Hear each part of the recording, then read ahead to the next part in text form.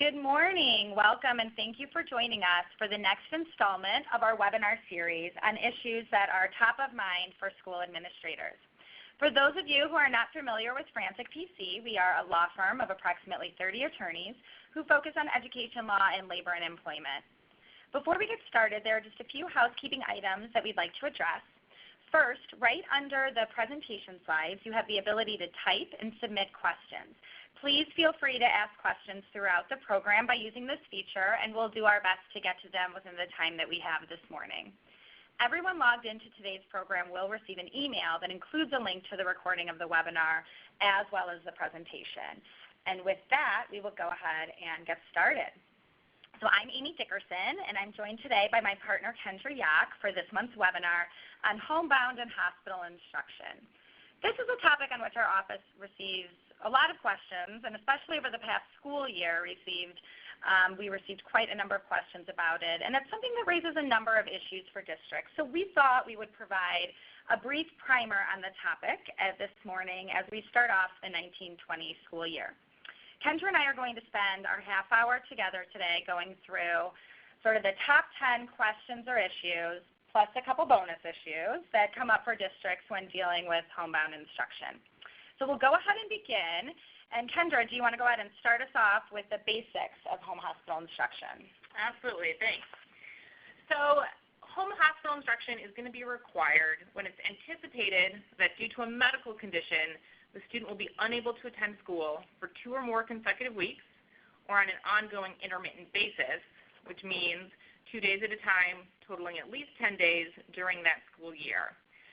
So there are a few things to flag within that requirement there. One is that it's anticipated. So the student doesn't have to actually miss any school days before we can get started with this in order to qualify. The second is that it needs to be due to a medical condition. So if a student is missing school because they are suspended or expelled or don't have the required immunizations to start school, that would not qualify for home hospital instruction. It needs to be due to a medical condition. ISB does point out that if a request for homebound instruction comes in within the last 10 days of the school year, the district does not need to provide homebound at that point because there are fewer than 10 days left, so the student really couldn't be absent for 10 days.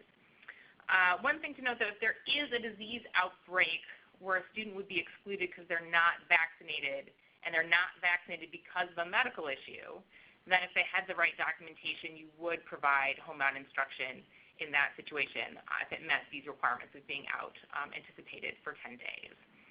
So speaking of documentation, we do often get questions about whether the information that a parent provides is sufficient for the district to move forward with homebound instruction. So Amy, what should the district be looking for? Yeah, so documentation is pretty key here when assessing when someone is eligible for homebound instruction. As Kendra just said, the receipt of the medical statement stating that the student needs homebound instruction is really what triggers a school's obligation to provide such instruction in most instances. So what documentation do parents need to provide? Parents have to submit a written statement from a physician, physician's assistant, or a licensed advanced practice registered nurse indicating that the student will be absent due to the student's medical condition for 2 or more consecutive weeks or on an ongoing intermittent basis as defined in the way that Kendra just explained to us. So to be a complete medical statement, the statement must include the following. 1, the existence of a medical condition that's prompting these absences from school. 2, the impact on the child's ability to participate in education, including the child's mental and physical level of tolerance for instruction. And the third thing that it needs to include is the anticipated duration or nature of the student's absence from school. Now, in terms of the form that this statement comes in, there's no particular form that parents are required to use or that districts have to accept when receiving this statement. ISB has created a form that's often used that is available on their website. That's something that's easily accessible for you to refer to and something that districts are probably used to seeing in this context because parents often use it as well. But regardless of the form that's used, districts should take care to make sure that they get that needed information and that all of the required information is included and provided on the form or in the statement that the parents provide. Now, as Kendra previously stated, the law states that the district has to provide that instruction once you receive that statement, and you have to do it within 5 days upon the district's receipt of the medical statement. But what happens then when there are questions about what's included in the statement? So Kendra, what are the options for districts in this instance? So I think one thing you can do is if you get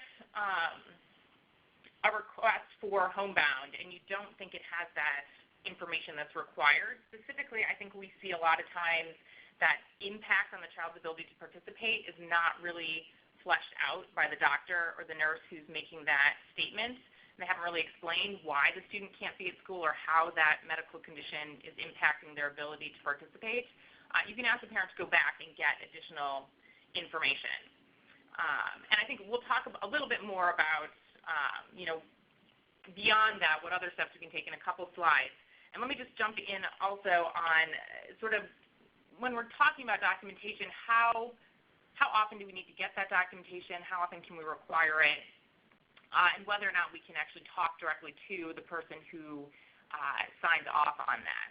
So ISB tells us we can ask for it at least every school year because it is defined as the student's going to miss at least 10 days in that school year, so it wouldn't be able to carry over into the next school year. You would need a new position statement for the next school year. Additionally, you can set in your own policies or information that you provide to parents shorter timelines, such as every semester or trimester, depending on how your school year is organized. And I think that does make some sense because we want to be checking in on a regular basis to see, does the student still require Homebound, which is a really restrictive placement. While you're trying to get the student the services they need while they're out, it really can't replace the experience of being at school. So we want to have kind of more frequent check-ins, so I think setting that timeline a little bit more frequently makes sense. As far as contacting the doctor or the physician's assistant or advanced practice nurse who wrote the medical statement, like always, we need to get parental consent to do that.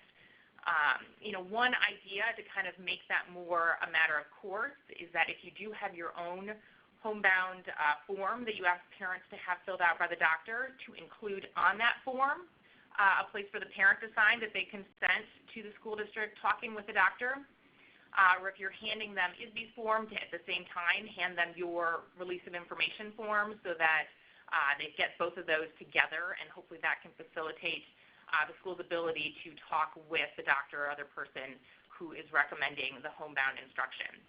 And that can really be helpful to flesh out, make sure you understand why the student can't be at school, how much tolerance they're going to have for Homebound instruction, whether they'll be available, in the morning, in the afternoon, if they're going to be tired, kind of what are the impacts of whatever the medical condition might be. Now, Kendra, in that sense, if the parent submits the form, it looks as if it's otherwise adequate, but then you ask for consent to speak to the doctor's office. It takes a couple days to get that consent back, then it takes a couple days to hear from the doctor's office. That still is not in your ability or desire to speak to the doctor's office, can't hold up your requirement or your obligation to provide instructional services via Homebound instruction if the statement is otherwise adequate that the parents provided, correct? Exactly. So if you're trying to talk with that doctor and, doctors are notoriously difficult to get a hold of, we still need to go ahead and get started with those Homebound services within 5 days, if at all possible. And then, once you've had a chance to talk with the doctor, if you need to, adjust what those look like, you can do that down the line. So talking a little bit more about this question about disagreeing, often when a school gets a medical statement for Homebound, it's clear the student does have a serious health condition and will need support when they can't be at school. But I think one of the hardest situations for schools is when they get a medical statement, but they disagree that the student can't be at school. So we've seen medical statements saying the student can't come to school because she has autism or anxiety. And maybe the doctor who's writing the certification doesn't really know about the supports that are available at school for students with these diagnoses. So Amy, what can the school do if they get one of these and they just don't agree that that's an appropriate placement for the student? Yeah, so if you would disagree with the need for homebound services, for example, you believe it's not the least restrictive environment, what options does the district have? Well, for starters, if the parent has otherwise provided the medical statement that meets the requirements, as we've already said a few times already, the district still has to start homebound instruction within those 5 days. Now, as a preliminary matter, if the medical statement does not have the required information included in it, you can reject it and tell the parent what is missing, and then reconsider the need for that if any new and more completed information comes in the form of that medical statement. If the parent has provided a statement that meets the requirements that we've previously gone over, then you need to start those services within 5 days, even if you disagree with the need for them.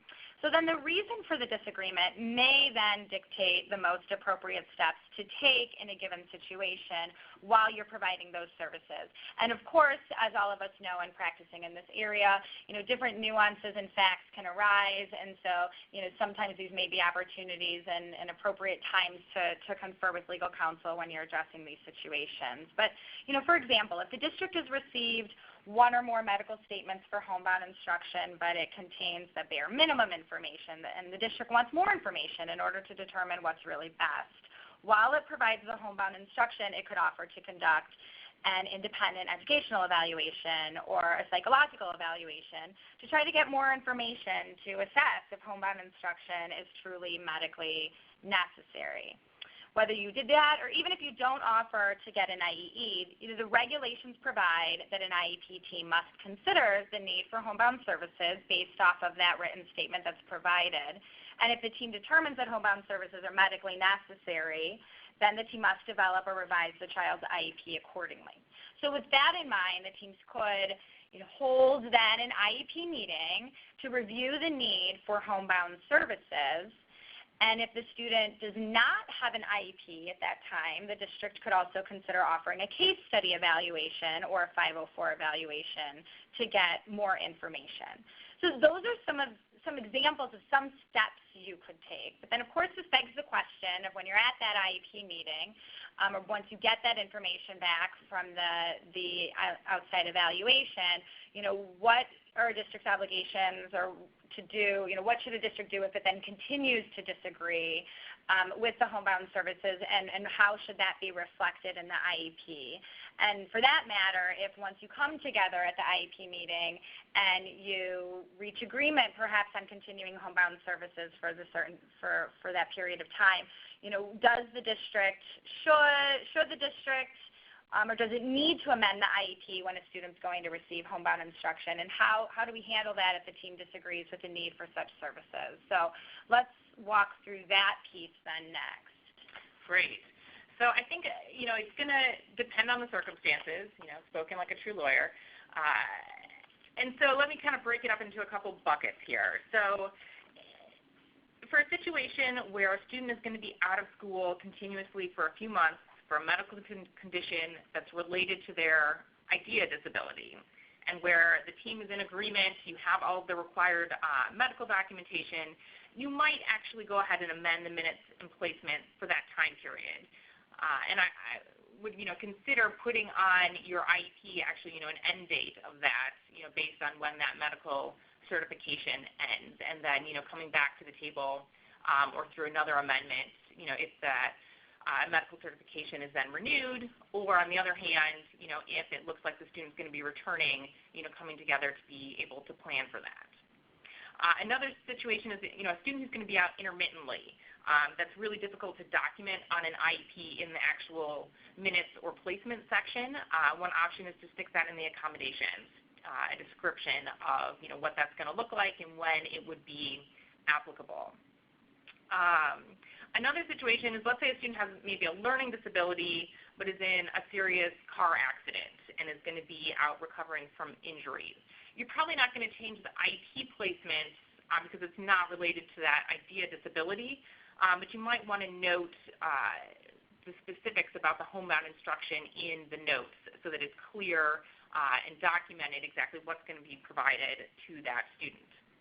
But in that situation, you'd also really want to consider, did that accident, is there a need for a reevaluation at that point to get a better understanding of the student's current needs? On the other hand, if you have a medical statement and the team really doesn't disagree that the student should be receiving services at home, that's too restrictive of an environment, one option is to keep the IEP services and placements that you believe provide FAPE, right? You want to keep that document as clean as you can so that if later the parent comes back and challenges it, say, this is what we have that we believe offers FAPE and we can defend this. And for students who have significant mental health needs, which is when this often comes up, the team should really think about, are the supports we're providing at school effective? Are they sufficient? Do we need to add something there? If the student has been having some school avoidance or school phobia, how should we be addressing that? And is that documented in our IEP? It might include looking at a therapeutic day school or in extreme cases at a residential placement for students with really significant needs. And making sure that IEP accounts for how to really provide that student appropriate education given that they are having a difficult time getting to the school building. So even though you're not going to change that placement on the IEP, you would want to write into your notes specifically what services are going to be provided so that is clearly communicated with the parent and documented if there's ever a question later. So they're going to get X number of hours in these subject matters or with this type of services. That should all be documented. And then one other thing I'd flag to start thinking about and also put in the notes is sort of a reintegration plan. Is to, at the very beginning when you find a student going out on Homebound, start thinking about how are we going to get this student back to school and what is that going to look like. Kendra, we got a question came in about that I think is relevant to what you were just speaking about in terms of the question is how about, if initially the issue that is the student's presenting with is really a school refusal issue and then the medical certification is submitted. So might that be an example of where if otherwise the medical certification meets all the requirements, you're providing Homebound, but then you might be taking the steps that you just kind of walked us through if we really think it might be something else where the student could still be supported in school? Yeah, absolutely. So if you have a medical certification that meets the legal requirements under the school code, we're going to have to start providing Homebound instruction. At the same time, you definitely want to be having that IEP meeting to talk about how can we support this student and make a plan to get the student back to school. And hopefully you can get the parent on board to cooperate and collaborate with you on that. I know sometimes those can be our most difficult situations, but really having that meeting to talk about it, but in the meantime, providing the Homebound services. Great. And I see another question with regard to that form. Some districts might use their own Homebound instruction form and request that parents complete that. And the question is whether or not you can require parents to complete that before you proceed forward. That's certainly something you can. Yeah, if they meet the certification, if they have not yet provided a form and you provide that for them to complete, as long as it meets the certification requirements, you would continue on. If they've provided their own separate form, let's say they provide you with the ISB form, but you prefer that they provide information on your form. If what they provided in the statement that they've used, whether it's the ISB form or something else, otherwise meets those certification requirements, that's what would trigger your 5 days of when you need to start providing services, although you still could ask for, in the meantime, additional information from them if that's what's requested on your form. Yep.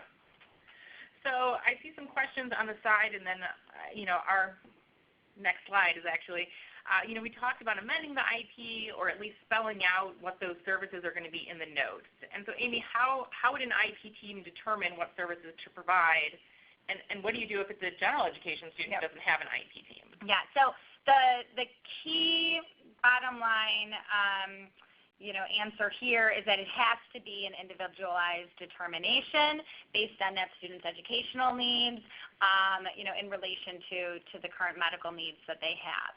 So for students receiving special education services, special education and related services that are required by the student's IEP or services and accommodations required by a 504 plan must be implemented as part of the student's home instruction unless the IEP team or 504 team determined that modifications are necessary during the home instruction due to the student's condition.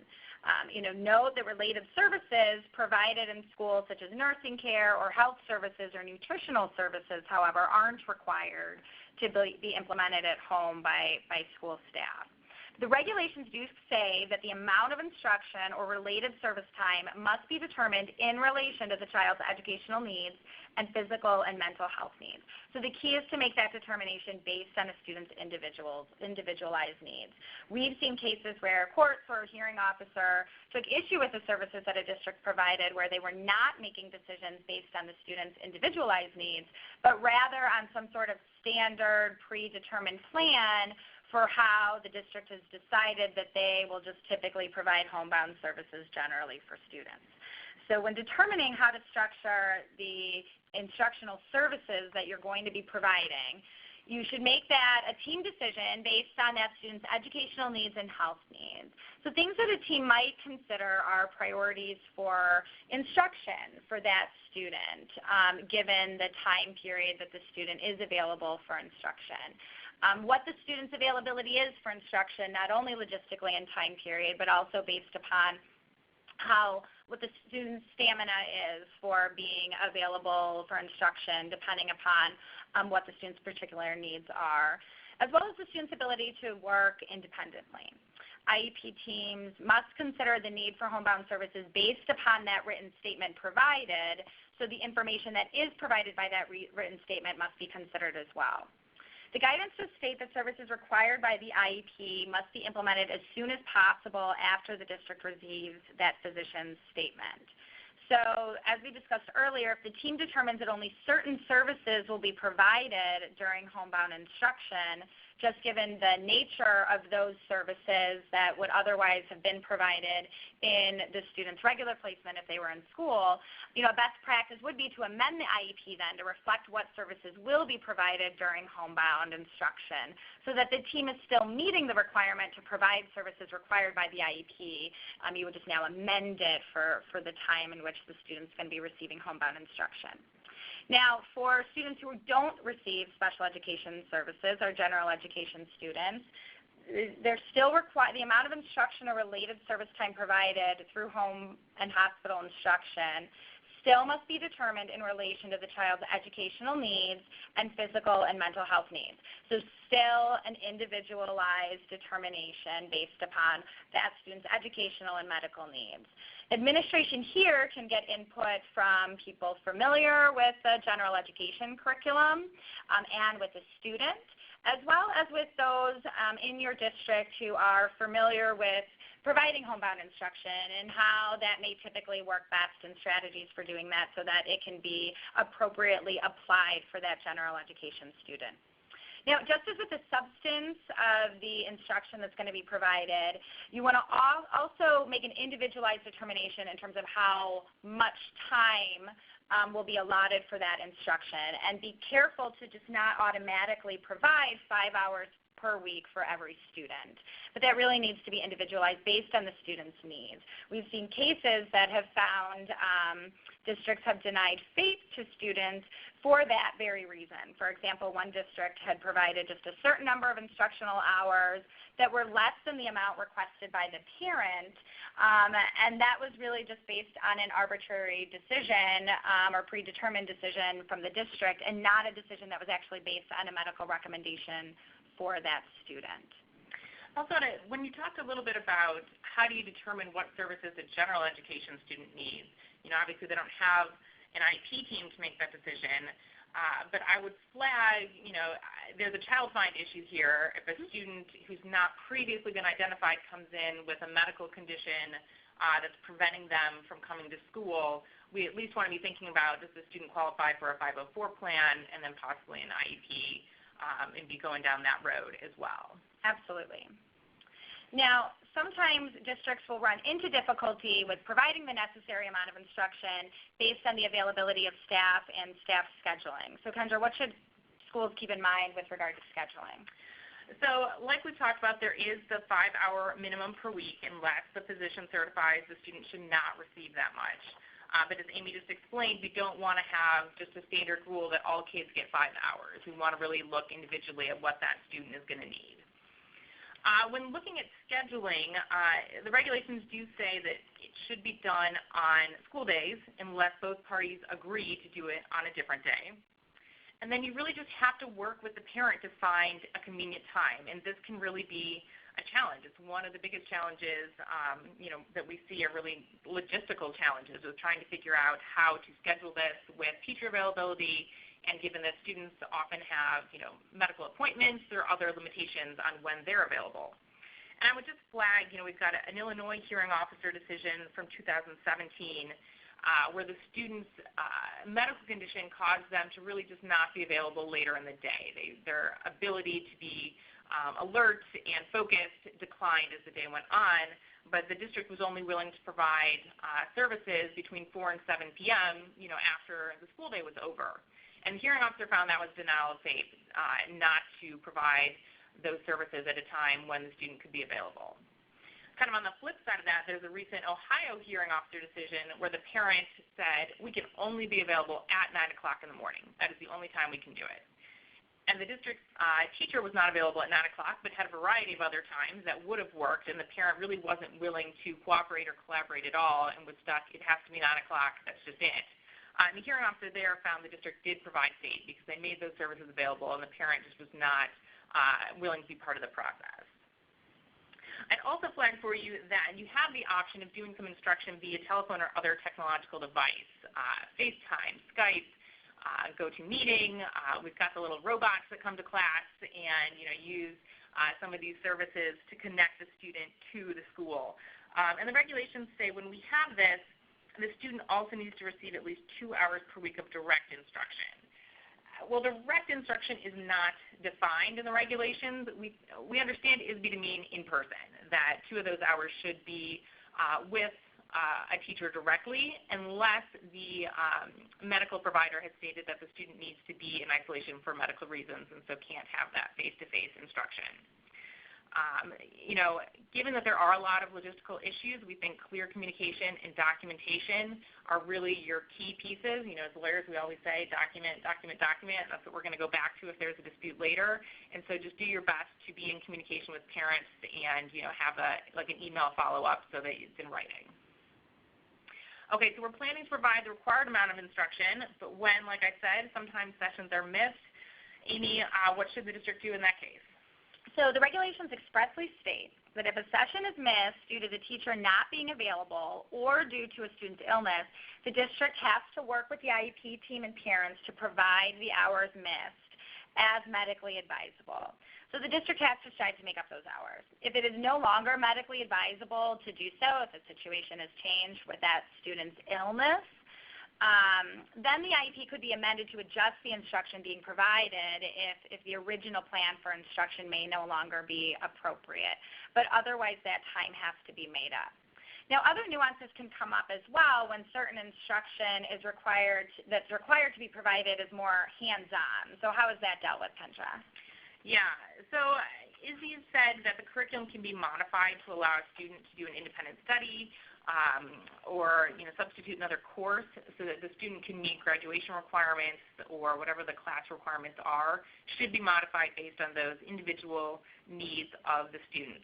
And I know we're running a little short on time, and so I want to make sure we hit our last question, which I saw somebody else also raise, is what kind of licensing requirements are there for homebound instructors? Yeah.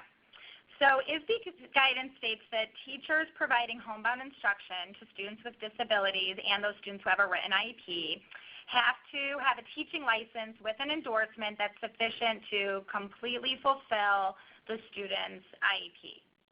So for general education students or students with IEPs who also need instruction from a general education teacher, the instruction should be provided by a teacher licensed to teach that general education grade or subject.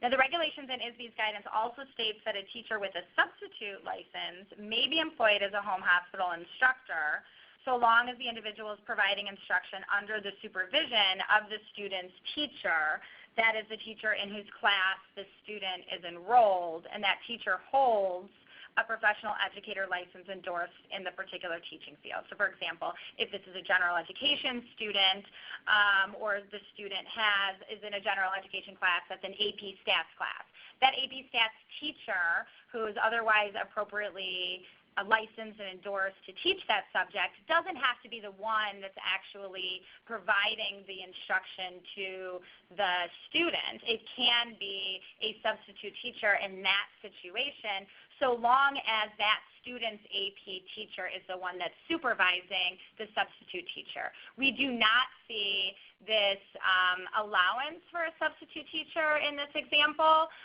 in the regulations with regard to special education students. So that's something that's allowed, but we see that to be only allowed for students in the general education setting for those classes. Right, so your special ed minutes would still have to be provided by a teacher who's licensed to teach special education. Yes.